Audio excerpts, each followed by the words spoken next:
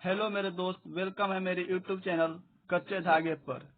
Daily हम आपके लिए कुछ महत्वपूर्ण सवाल लेकर आते हैं जो एग्जाम की दृष्टि से बहुत ही अति महत्वपूर्ण है, और हम लोग एक एक करके क्वेश्चन देखेंगे और उनका साथ में सॉल्यूशन भी करेंगे। तो अभी तक आप चैनल को सब्सक्राइब नहीं किए हैं तो कर लीजिएगा और लास्ट में शेयर भी कर दीजिएगा। चलिए आते हैं हम लोग क्वेश्चंस पर। चमगादड़ अंधेरे में उड़ सकते हैं क्योंकि उनके पंख औरक तरंगे उत्पन्न करता है, पराध्वनि तरंगे उत्पन्न करता है, ध्वनि तरंगे उत्पन्न करता है, पराबैंगनिक तरंग उत्पन्न करता है। तो आप लोगों के सामने क्वेश्चन है और उनका 4 ऑप्शन भी दिया गया है। तो बताइए कि कौन सा ऑप्शन सही है। बताइए कि चमगादड़ अंधेरे में उड़ सकता है और उसके पंख से कौन सा तरंग उत्पन्न होता है। चलिए हम बताते हैं, इसका सही आंसर हो जाएगा पराध्वनि तरंग। इसका सही आंसर हो जाएगा पराध्वनि तरंग। तो चमगादड़ के पंख से कौन सा तरंग उत्पन्न होता है? पराध्वनि तरंग। चलिए आते हैं अगले क्वेश्चन पर।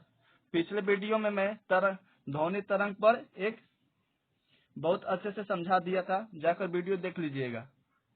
चलिए आते हैं क्वेश्चन पर। क्वेश्चन आपके सामने है। क्वेश्चन है मिल्क ऑफ मैग्नीशिया की पीएच रेंज क्या है। तो आपको बताना है कि मिल्क ऑफ मैग्नीशिया का जो पीएच मान है वो कितना है।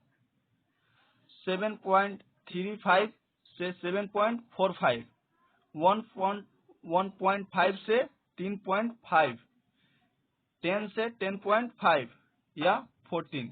तो आपको बताना है कि इनमें से कौन सा सही है। मिल्क ऑफ मैग्नीशिया का जो पीएच मान होता है वो कितना होता है। तो बताइए इसका सही आंसर क्या होगा। चलिए हम बताते हैं, इसका सही आंसर हो जाएगा आपका 10 से 10.5, 10 से 10.5। ये मिल्क ऑफ मैग्नीशिया का पीएच मान होता है। मिल्क ऑफ मैग्नीशिया का दूसरा नाम है मैग्नीशियम हाइड्रोक्साइड। इसका दूसरा नाम है मैग्नीशियम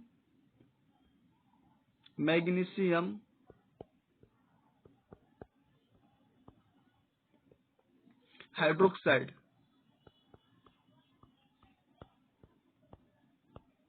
हाइड्रोक्साइड होता है, इसका दूसरा नाम है। मिल्क ऑफ मैग्नीशिया का दूसरा नाम क्या है? Magnesium of hydroxide. और इसका पीएच मान आपको पता हो गया 10 से 10.5। और देखिए ये 14 जो होता है ना 14, ये 14 है किसका? 14 है सोडियम हाइड्रोक्साइड का। किसका? सोडियम हाइड्रोक्साइड का। और ये 7.35 है और 7.45 ये जो है एक नंबर है। ये एक नंबर किसका है? रक्त का आपका। ये एक नंबर रक्त का है पीएच मान। चलिए आते हैं अगले क्वेश्चन पर।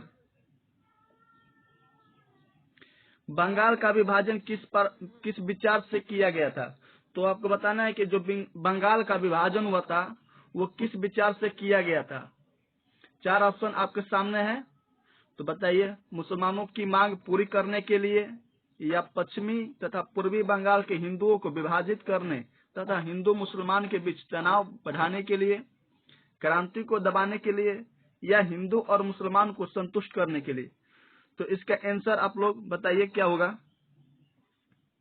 जो बंगाल विभाजन था ये कब हुआ था? बंगाल विभाजन कब हुआ था? 1905 में हुआ था। कब हुआ था?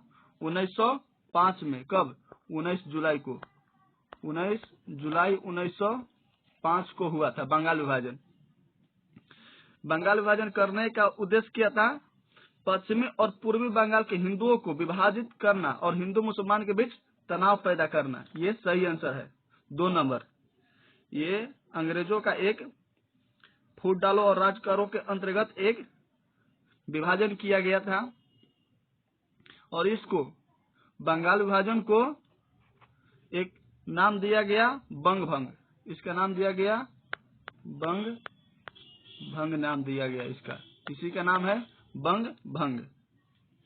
तो ध्यान रखिएगा। और ये देखिए, ये जो विभाजन हुआ था 1905 में, ये हुआ था 1905 में, और 1911 में जाकर ये जो विभाजन हुआ था वो जाकर वहाँ जो जनता मतलब जो वहाँ के रहने वाले लोग थे, 1911 में जाकर जनता के दबाव में एक कर दिया गया, फिर से एक कर दिया गया 1911 में, जनता के दबाव में। चलिए आते हैं अगले क्वेश्चन पर। जूट के उत्पादन में बिहार का कौन सा जिला अग्रणी है? तो बताना है आपको कि जूट का उत्पादन बिहार का कौन सा जिला सबसे अधिक करता है। बताइए, अररिया, किशनगंज, पटना, कटिहार। ये 4 ऑप्शन में से कौन सा जिला सबसे अधिक बिहार का अग्रणी है जूट के उत्पादन में? तो बताइए। ऐसे देखिए, जूट जो है, जूट है ना, भारत में सबसे अधिक होता है, दुनिया में भारत में सबसे अधिक होता है। तो ध्यान रखिएगा कि भारत में जूट का उत्पादन दुनिया भर में सबसे अधिक होता है। और भारत में सबसे अधिक कहाँ होता है, कौन सा राज्य में? वह है पश्चिम बंगाल, वह है वेस्ट बंगाल,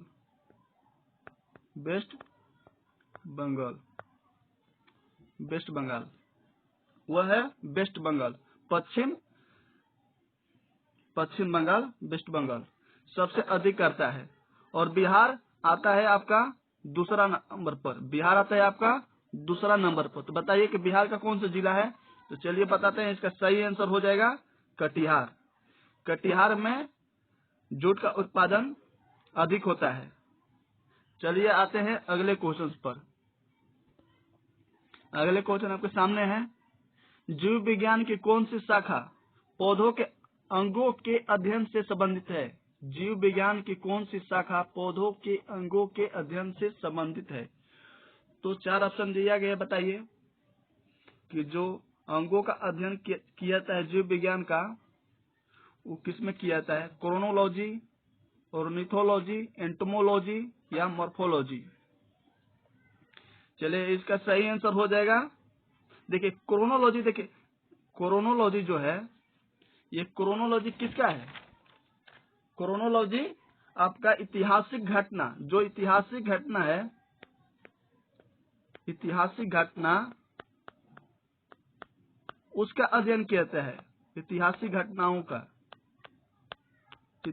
घटनाओं का अध्ययन किया जाता है किसमें? क्रोनोलॉजी में। और ऑर्निथोलॉजी क्या है आपका? ऑर्निथोलॉजी है आपका क्या? ये जो है आपका पंछी के अध्ययन है। किसका अध्ययन है? पंछी की अध्ययन किया जाता है, जो पक्षी होता है उसका अध्ययन किया जाता है इसमें, ऑर्निथोलॉजी में। तो ये सब ध्यान रखिएगा। और एंटोमोलॉजी क्या है? एंटोमोलॉजी है, इसमें कीटों का अध्ययन किया जाता है। किसका अध्ययन किया जाता है? कीटों का अध्ययन किया जाता है। तो ये तीन तो हो गए। और इसका सही आंसर क्या हो जाएगा आपका? मॉर्फोलॉजी हो जाएगा। इसका सही आंसर क्या हो जाएगा? मॉर्फोलॉजी हो जाएगा, जिसमें जीव विज्ञान और पौधों के अंगों का अध्ययन किया जाता है। चलिए आते हैं अगले क्वेश्चन पर। क्वेश्चन आपके सामने है। शरीर में कौन सा अंग एंजाइम की सबसे बड़ी मात्रा का उत्पादन करता है? शरीर में कौन सा अंग जो है एंजाइम की सबसे बड़ी मात्रा में उत्पादन करता है? तो बताना है आपको।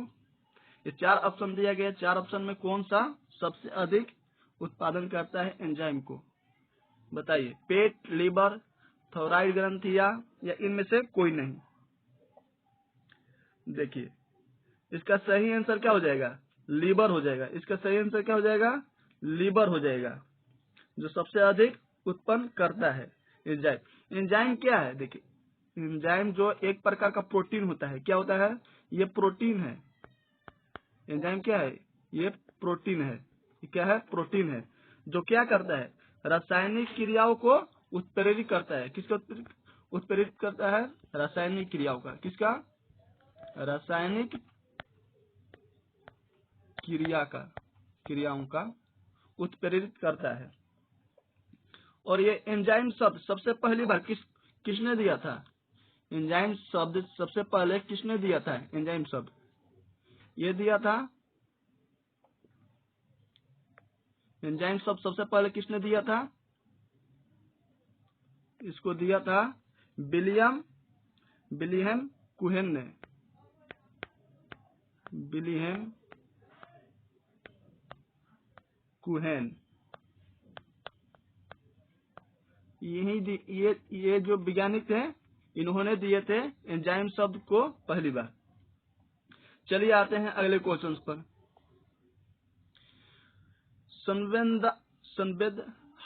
संवेदनाहारी के रूप में क्लोरोफॉर्म का आविष्कार किसने किया? तो बताना है आपको क्लोरोफॉर्म का आविष्कार किसने किया। 4 ऑप्शन दिया गया, Edward Jenner, James Simpson, Alexander Fleming, Christian Barnard. तो बताइए इसका सही आंसर क्या होगा। क्लोरोफॉर्म का देखिए आविष्कार किसने किया था? ये अलेक्जेंडर जो फ्लेमिंग है ये पेनिसिलिन का आविष्कार किया था। किसका आविष्कार किया था? पेनिसिलिन का।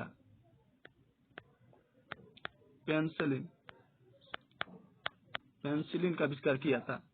और एडवर्ड जेनर किसका किया था? ये किया था चेचक के टीके का। चेचक का टीका की खोज एडवर्ड जेनर ने किया था। चेचक का टीका की खोज किसने किया था? Edward Jenner. और क्रिश्चियन बर्नार्ड, ये जो क्रिश्चियन बर्नार्ड है ये किसका किया था? ये सबसे पहले हृदय प्रत्यारोपण, जो दिल का बदला जा सकता है। आपका दिल जो है मतलब कोई मारा हुआ व्यक्ति जो मतलब जिसका दिल बदला जा सकता है, सबसे पहले क्रिश्चियन बर्नार्ड ने ही हृदय प्रत्यारोपण का किया था। और इसका सही आंसर हो जाएगा क्लोरोफॉर्म का आविष्कार जेम्स सिम्पसन हो जाएगा सही। और देखिए इसका उपयोग, क्लोरोफॉर्म का उपयोग कहाँ किया जाता है? जैसे रसायन और साबुन बनाने में, साबुन इत्यादि बनाने में उपयोग किया जाता है। किसका? क्लोरोफॉर्म का। तो ये सब ध्यान रखिएगा। चलिए आते हैं अगले क्वेश्चन पर। अखिल भारतीय मुस्लिम लीग की स्थापना कहाँ हुआ था? तो बताइए इसका सही आंसर क्या होगा। लाहौर, अलीगढ़, लखनऊ, ढाका। जो अखिल भारतीय मुस्लिम लीग की स्थापना हुआ था वो कहाँ हुआ था? इसका सही आंसर हो जाएगा आपका ढाका। कहाँ हो जाएगा? ढाका हो जाएगा। और इसका हेडक्वार्टर कहाँ है? अखिल भारतीय मुस्लिम लीग जो है इसका हेडक्वार्टर कहाँ है? लखनऊ में। इसका हेडक्वार्टर कहाँ है? हेडक्वार्टर लखनऊ है। हेडक्वार्टर कहाँ है? लखनऊ है। तो ये सब ध्यान रखिएगा। और इसका स्थापना देखिए, इसका स्थापना जो हुआ था 30 दिसंबर 1906 को हुआ था। कब हुआ था? 30 दिसंबर 1906 को हुआ था इसका स्थापना। तो ये सब ध्यान रखिएगा। चलिए आते हैं अगले क्वेश्चन पर।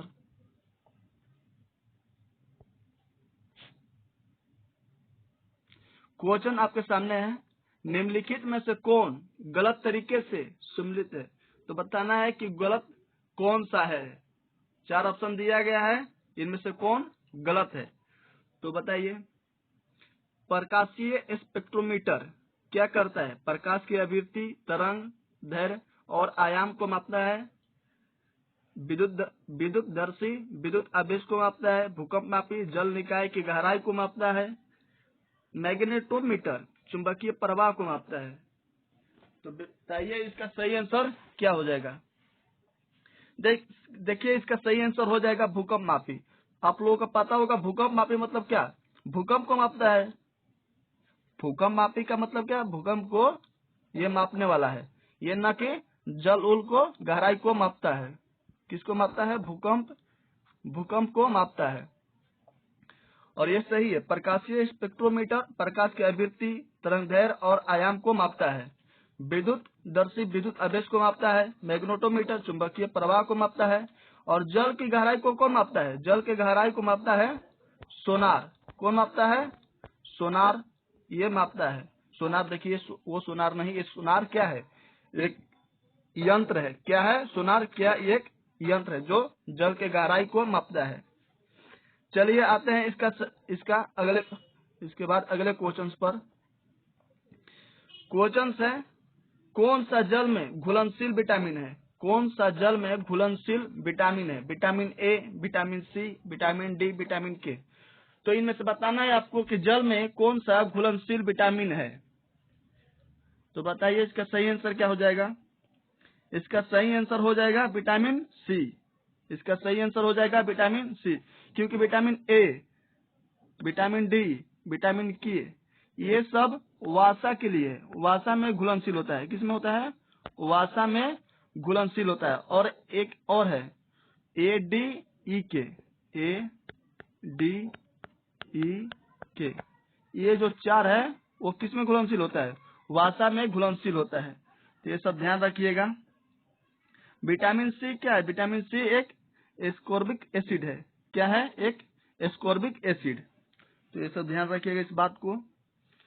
चलिए आते हैं अगले क्वेश्चंस पर। चलिए अगले क्वेश्चंस नहीं है तो प्लीज लाइक कर दीजिएगा, सब्सक्राइब भी कर दीजिएगा और शेयर भी वीडियो को कर दीजिएगा। चलिए मिलते हैं फिर अगले क्वेश्चंस अगले वीडियो में।